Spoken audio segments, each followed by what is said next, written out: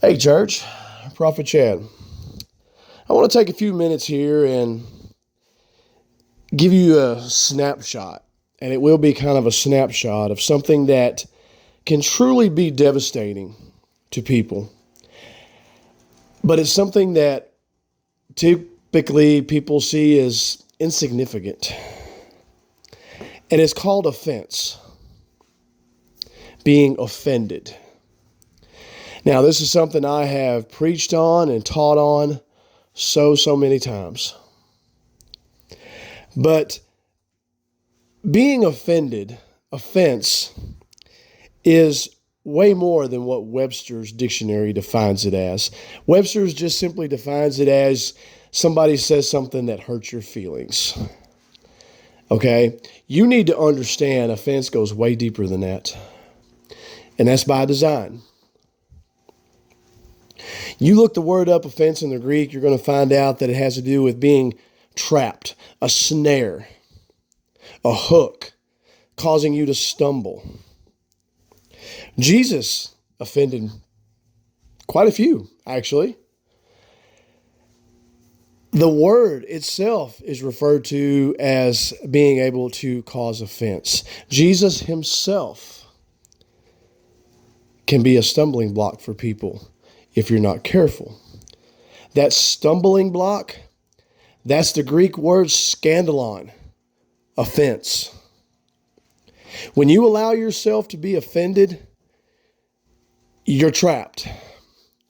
And that trap, by definition, also works like a drug. When somebody gets offended, they all of a sudden find themselves walking on a high moral ground, thinking they're above everybody else. Or they spend all their time walking around as a victim. They spend all their time wanting to tell their side of the story. They feel perfectly justified and vindicated in talking bad about the individual that offended them. They want to make sure everybody understands the way they feel about the situation and an individual. And I could go on and on and on. But if you really want something to study, if you really want something to look into that's going to be eye-opening and life-changing, but I will warn you, it's not for the faint of heart. Because once you start seeking after the enemy known as offense, you will start seeing things about yourself that you've been holding on to that you're going to wonder how in the world you're ever going to get rid of. And there's ways you get rid of it. The Bible is clear. It all has to do with conversation and openness and forgiveness. That's what the body of Christ is for. We help each other get through these things. But offense can be dangerously small. And like I said, seem insignificant. A lot of the reason we have so much division within the body of Christ is because people allow themselves to become offended. And instead of recognizing it as what it is and dealing with it and gaining a victory over it, they cuddle up with it like it's some kind of warm blanket and make it their best friend, thus setting themselves up for defeat after defeat after defeat after defeat.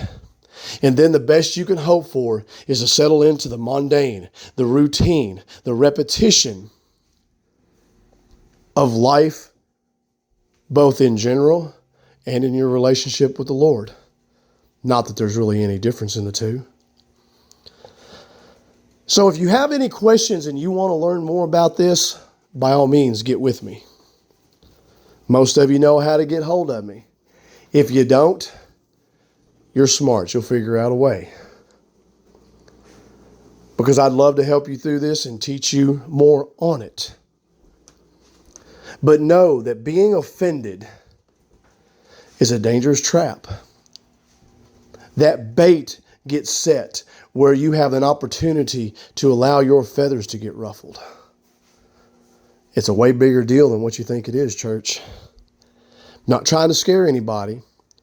I'm honestly just trying to wake people up. because I see things all the time. I know what it is. I see what it is. It's time you see what it is too. Yeah? Yeah. Love you all.